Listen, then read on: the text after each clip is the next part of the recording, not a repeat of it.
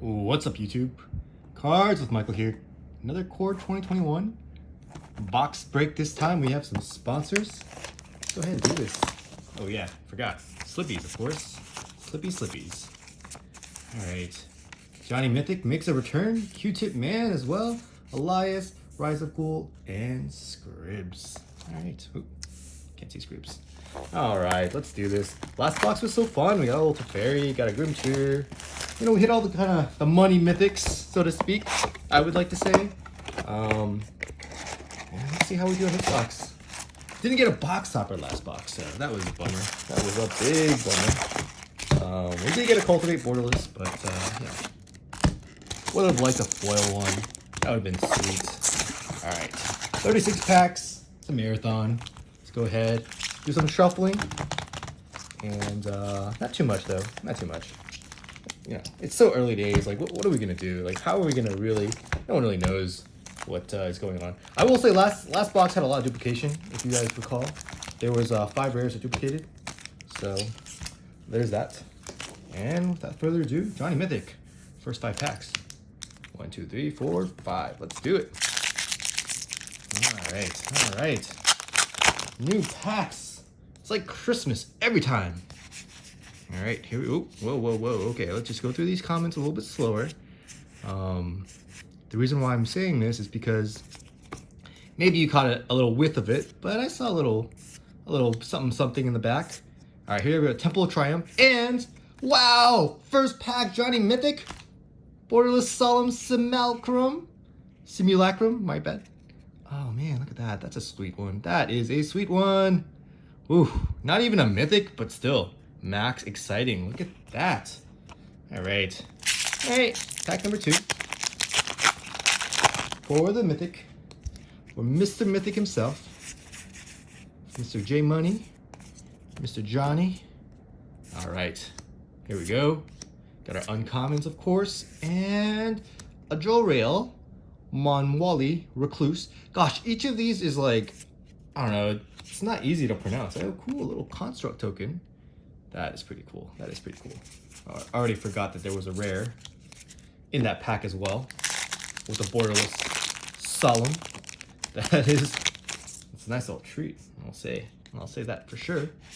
All right, here we go. We got our commons.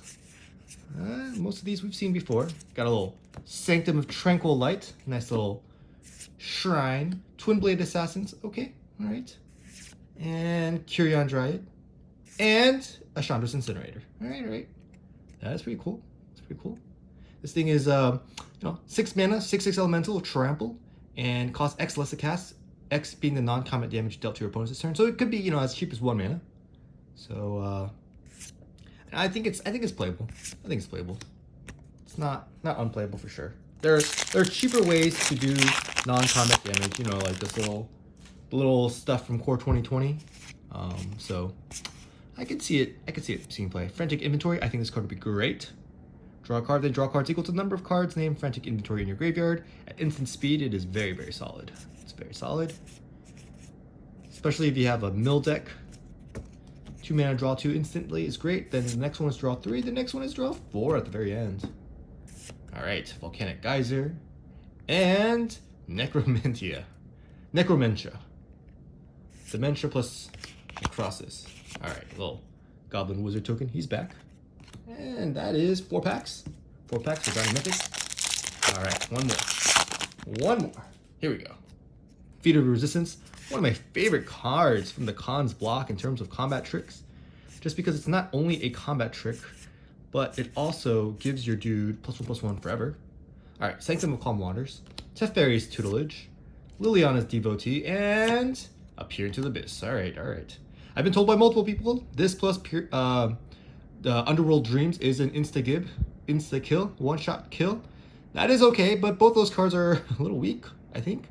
So I don't know if that deck is going to be a real thing, but 2-card combos of both cards of, being relatively okay, playable. Like, the worst case on both of them is not that bad. Throw some Grey Merchants of Asphodels in there, and maybe some Mana Ramp. I don't know. Solemn Simulacrum, for example. I could see that deck having legs. I could see it. All right. Q-tip man, 10 packs. All right, let's do this. Let us do this. Here we go. Unicorn, got some commons. Blood Glutton. 5 mana for 4/3 with lifelink is actually better than I think it looks. That is a lot of life that you gain when it just does damage. All right, Soul Seer. And first, oh, Nyambi, Esteemed Speaker. That is pretty cool. Of course, it's Teferi's daughter. Nice little hit there. Flash 2/1. When it comes into play, you may return any other target creature you control to its owner's hand. If you do, you gain life equal to the creature's converted mana cost, and you can also discard a legendary card, draw 2 cards. So I think it's actually, you know, it in cube it does take, it is a slight, it's like a sideways upgrade to what was that, Deputy? Because it has 1 less toughness, but it does have that ability that you can discard a legendary card, draw 2 cards, which I'm not even sure is too relevant in most cubes, but you know, it does have more text, so it gives you more options. Watcher of the Spheres, coincidentally, the same mana cost. And wow, our first mythic, Terror of the Peaks. Oh man, oh, the more I read this card, I'm like, this card's actually not that bad. So 5 mana for a 5/4 flying dragon. All right, great stats. Spells your opponent's cast that target Terror of the Peak cost an additional 3 left to cast. Okay, all right, so that's an additional cost. Okay, so they'll immediately lose 3 more life to just, you know, target this with a removal spell. That's at least 3 damage. And then whenever another creature enters the battlefield under your control, Terror of the Peak deals damage equal to that creature's power to any target. That's actually insane. Like if you use Luca to get Terror of the Peaks into play, and then you use your actual mana to play anything and you get that immediate value, that can get pretty crazy pretty quickly. So I actually am a little bit higher on Terror of the Peak. Like I'm not usually that high on creatures that are you know, don't have a real come into the battlefield effect, but it does damage, and it's a 5/4 flying dragon at its worst case. So I actually like it a little bit. All right, Traitorous Greed, Malefic Scythe, Burl Fist Oak, and 9 lives. What a sweet card. Sweet card. If a source would deal damage to you, prevent that damage, put an incarnation counter on 9 lives. When there are 9 or more incarnation counters on 9 lives, exile it, and when this leaves the battlefield, you lose the game. So it does kind of put you on this this weird thing where you now have 9 times of taking damage before you die, which oftentimes is worth a lot more than 20 life. Okay, but you do have kind of a risk, right? Like, it's just kind of funny. Like, if someone makes you sacrifice 9 lives for any other reason, you're dead. You're dead. Enthralling Hold. Nice little effect for standard and limited. Enchant Control Magic is, of course, a very, very good card. And this is, you know, 3 steps down, but, you know, still very solid. Whoa, wow, okay, that's a sweet hit. That is a sweet hit. This is a foil Showcase Plains. The jury is still out on this because there is 1 guaranteed in each collector pack. So it really depends on how collectible people think these are. For what it's worth, I think this one is actually really sweet. I didn't realize how sweet it was looking at the previews, but it is actually pretty sweet. So given that knowledge, I think that, you know, they'll be collectible. There'll be people that want to have, you know, 20 of them in a mono white deck, something like that. They're new, they're different, and that is always a pull factor. All right, here we have Griffinary. I love this card so much. Kitesail Freebooter. I don't like this as much. It is usually used on me, and I'm a 5-color nonsense deck, and then the one color that I actually have gets shut off. That's just my problem, of course. Thieves Guild Enforcer. Nice little 1/1 flash. Causes each opponent to mill 2, and then if they have 8 or more cards in their graveyard, this becomes a 3/2 with Death Touch for 1 mana. That also mills 2. So, you know, you can't evaluate this card in a vacuum to understand its true potential. I think you need to know what other cards can do something called incidental milling, which is just milling your opponent without really costing a real card itself. based on my knowledge in the set, there's not actually that much. But hey, a little Azusa plus a nice force to go with it. Garrick's force, a little showcase force. Not foil, but still, I can imagine this being foil and being really sweet. All right, Azusa, that's definitely a hit. I'm gonna give it a little sleeve. I don't know if Azusa will remain a sweet hit for forever, but right now, the new card, still very valuable. All right, 3, 4, 5. And we got 4 more packs for Q-Tip Man. Let's see how we do. Let us see how we do. Of course, that is one of the reasons why this set is so hyped. Those reprints. These reprints are really, really nice. Little Garrick's Uprising, Miscast, Heartfire Immolator, and Fable Passage, of course. Whoa, and a foil peer into the Abyss. All right, that's a couple of sweet ones. Fable Passage, of course, is a staple in Pioneer. Standard. It's a little unfortunate that they reprinted it here because it does take up a rare slot. But, it does keep the mana base very, very budget friendly. So can't complain too much, Can't complain too much. And we got 3 more packs for the Q-Tip Man. I can say that the temples, of course, were a little bit bummer because those weren't even expensive, Like, we didn't really need to reprint those.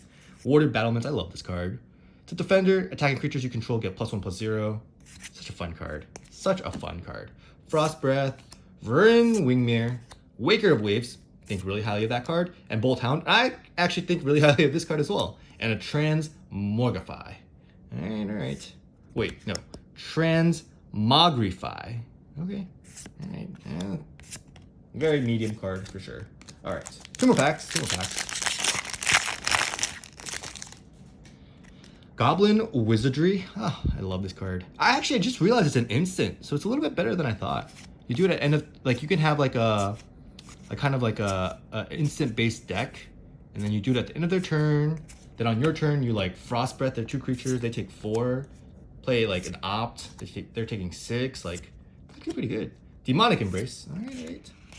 And a weird token, huh? I love these full art tokens. Love how they shifted that motif. 3, 4, 5. Okay, wait. 2 more packs. Gotta remember this is a foil rare, so it doesn't count. And wait, no. 4 + 4 + 1. 1 more pack. Oh, my bad. All right. The last pack for the Q-Tip Man. And here we go. Llanowar Visionary. Love this card so much. We really haven't seen that many of them. For being a common, I would have expected to see more. Threshing Brontodon, Tide Skimmer, and Baron Tolarian Archmage. This is our first time seeing this legendary creature. Yeah, so kind of has that Mana War effect, but it can also return Planeswalkers. And if you do return your own stuff, it does have that nice little static ability at the beginning. Triggered ability at the end of each of your end steps, basically. So it is just in many ways a solid upgrade to a Mana War, which is actually pretty good because Mana War for the Wild was kind of like the quintessential tempo 3-drop. All right, Plains, little showcase, beautiful, gorgeous cards, nice little tokens, 2 cool foils, Short Sword, and this Peer into the Abyss, and of course, Pair of the Peaks. I think that's actually just a sweet little card. All right. 10 packs down for Q-Tip Man. All right. Put these to the side, and we'll keep rolling. All right. 3 packs for Elias. And let's make sure we have the right amount.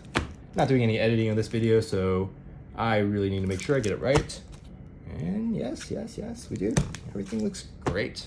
All right, Elias, let's see how we do. Here we go. Frantic Inventory, Crash Through, Concordia Pegasus. Got a bunch of, this is actually a pretty solid pack in terms of commons. All those were very playable. Chandra's Pyroling, Direfleet Warmonger, Reign of Revelation, all right, was printed in Modern Horizons and now is an uncommon here. And a Conspicuous Snoop. Look at that. Oh man, you know what this reminds me of? It makes me think of whoa, okay, hold on. Snoop makes me think of, when people put a pie outside and someone's eyeing it. Wow, it's a foil mythic, Elias. Foil mythic with the treasure, Dragon's Treasure, of course. That is a sweet hit. For sure. Get this little sleevey sleeve. Send this off to you. I'm excited for this card. All right, and we keep going. Well, mythics that seem playable are like one of the best hits you can get in these draft packs. The only thing that, you know, would top it would be straight up a borderless mythic planeswalker. That would be so sweet. All right, here we go. A Shackle Geist. All right, very cool. He literally has a big lock, so it's a cool little hit. And it's nice that they have a little bit of spirit support. All right, last pack for you, Elias. And let's see how we do. Let's see how we do. All right. Got a little Shrine action, Sanctum of Shattered Heights, Archfiend's Vessel, Watcher of the Woods, Warden of the Woods rather, Bazoo's Lieutenant, 4 mana for 3/4, Vigilance, protection from multicolored. When it comes to the battlefield, put a +1/+1 counter onto a creature you control. So it's technically a 4 mana 4/5 in terms of power stats. And whenever this guy or another creature you control dies, if it had a +1/+1 counter on it, create a 2/2 white knight creature token with Vigilance. So it is actually insane stats. Like, you can put the counter on itself, so just a 4 mana 4/5 with Vigilance, with protection from multicolored, and when it dies, you get a knight. Like, the pure stats on that card are just insane. Just straight up insane. So I actually expect it to be, you know, someone needs to put this into play. Right now, the mono white decks that are aggressive don't really have time for such an effect, but, you know, we got a whole summer to brew. All right, Rise of Ghoul, 6 packs. Let's see how we do. Let's see how we do. So far we've seen something like just a mythic and a foil mythic. That doesn't technically really count in my count usually. Just Sky Elder, Leafkin Avenger, Sanctum of Fruitful Harvest, and a foil, or no, just showcase Liliana Standard Bearer. All right, with that cool little, the weird different hollow stamp, and a foil Rousing Read. All right. Great literature can transport the reader. What a funny effect. What a funny effect. All right, pack number 2 for Rise of Ghoul.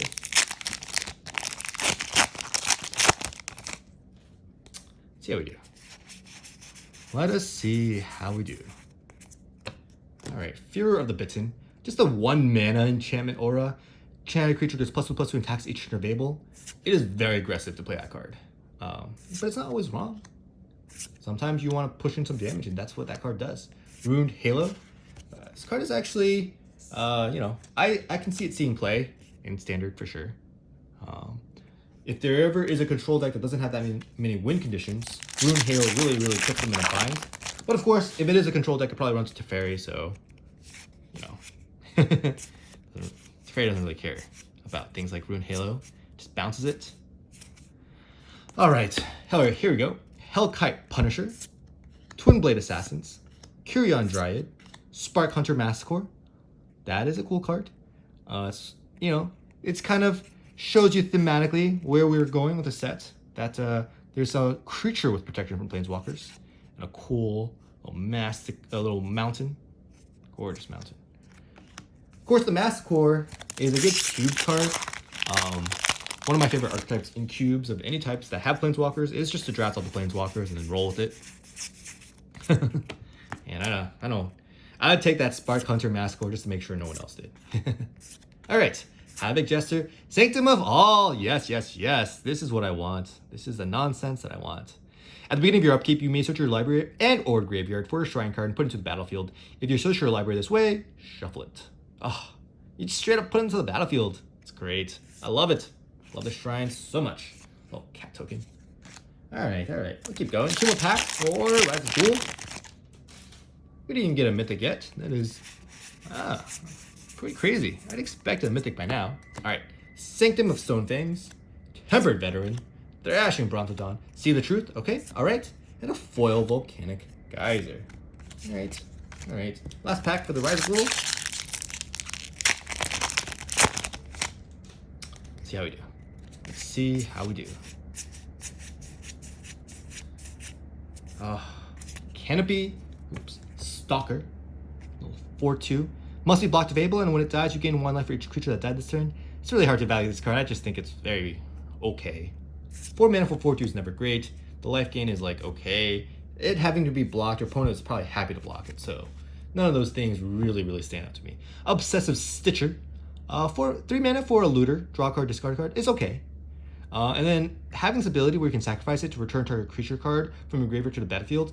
And it doesn't even say at sorcery speed, so this is actually pretty solid. You know what I mean? Like, you can hold up mana for a counter spell, for some trick, and if they don't do anything, and they try to get rid of they can't get rid of this unless you have, no mana, because you can always return another card from the graveyard to your battlefield. Now, what gets funny is if you have 2 Stitchers, and you just like chump block forever with one of these, and you constantly do that effect, or if you have any sacrifice, like things that like every time a creature dies, you may do this.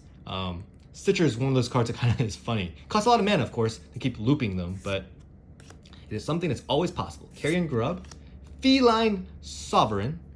Other cats you control get +1/+1, have protection from dogs, 3 mana. Whenever one of your cats you control deals combat damage to a player, destroy up to 1 target artifact or enchantment that player controls. I think this card is such great design, because that's what cats do. They destroy stuff, and getting protection from dogs is not irrelevant. It is not irrelevant. Hey, it's Scorching Dragonfire, another reprint from Throne of Eldraine, and Mounting. Oh, another token. All right, those are your 6 packs. Rise of Ghoul, and I think we didn't do too bad. Didn't do too bad. All right, we'll keep rolling. All right, Scribs, last third of the box, all for you. We haven't seen that many mythics. Where are the mythics? We got 1 borderless card already, not a foil. Starting to feel that maybe that is what we would expect, about 1 borderless card per box. We'll see. Solemn Sad Robot. All right. Of course, that's what we call it because its original art just looks like a sad guy. Sad Robot, so to speak. All right. Sanguine Indulgence. I love that effect. I love how there is a reward for life gain.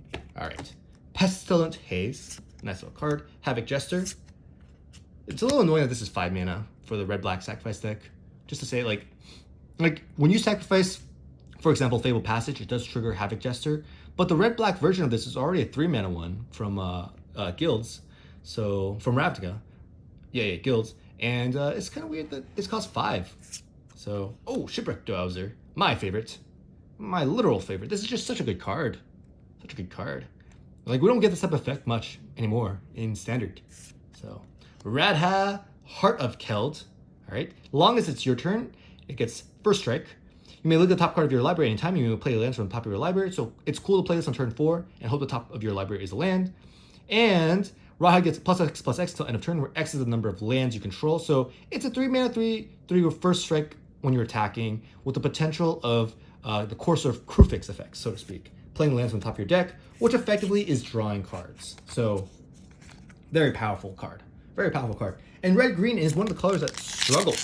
Does not get a lot of red-green land effects or draw effects. Of course, they did have that rare where you can exile the top 4 cards of your library and play all those for 5 mana. But before that, they typically didn't get too many draw effects. Ooh, Sublime Epiphany. I love this card so much. 6 mana instant. All right, tons of mana. But you get so many abilities. Counter target spell, counter target activated or triggered ability, return a non-land permanent to its owner's hand. That could be one of your permanents. Create a token that's copy a target creature you control. That could be insane. You could make like a 6/6 Colossal Dreadmaw or something. And target player draws a card. So at the very least, it always replaces itself. I think it's going to be a solid card. Alpine Houndmaster. Just a little note. Every single foil card in this box so far has been a little bit bolder text. A little cool little note. A little Night Token and a Showcase Mountain. All right. Keep rolling.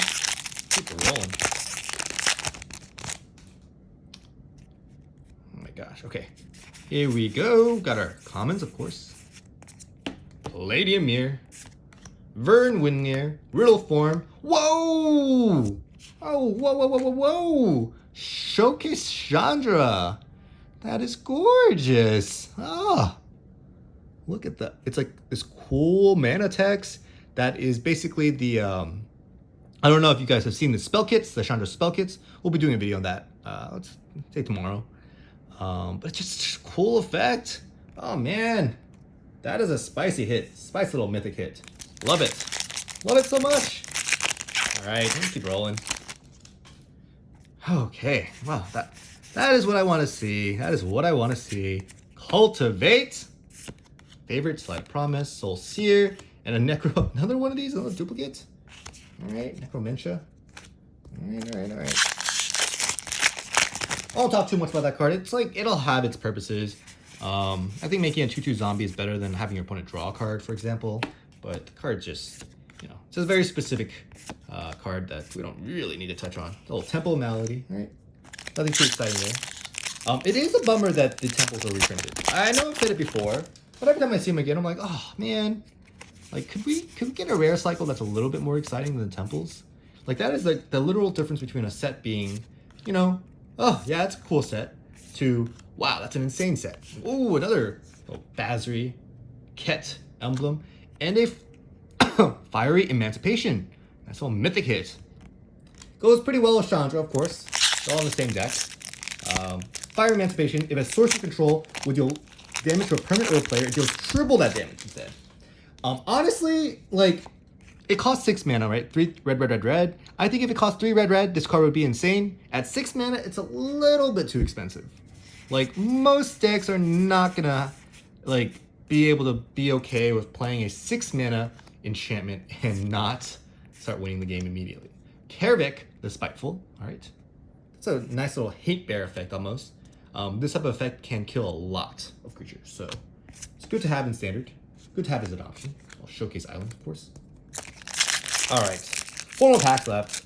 We've seen 2 mythics, which is a lot less than our last box. We got so many more mythics in our last box. All right, but we did get a showcase mythic Planeswalker, so not too shabby. Containment Priest, all right, and the Dismal Backwater. All right, 3 more packs. All right, really hoping. I guess we also got a foil Terror of the Peak, so we got a foil mythic as well. But I'm hoping. All right, Grim Tutor. Oh, whoa, that's 1 pack. I was just complaining about mythics, and then straight up, this is a booster pack. Grim Tutor plus Masket Worm, Borderless, Scribs. Goodness gracious. All right, okay, all right. So maybe these booster packs aren't that bad. Everyone thought so lowly of them, and now you get hits like that. All right. I see you, booster box. I see you. Eliminate Gadrak, the Crown Surged. Okay. Nice little rare. Cordy Pegasus foil. All right. Okay. That was exciting. That was definitely very exciting. All right, here we go. And Chandra's a little Magmut. All right, I'm excited now. What's this last pack gonna bring? Skeleton Archer, Meteorite, Wildwood Scourge, Leafkin Avenger, and Amaze My Tome, which actually is a very playable card. I think, methinks. All right, that's the video. Beat my last time by a minute.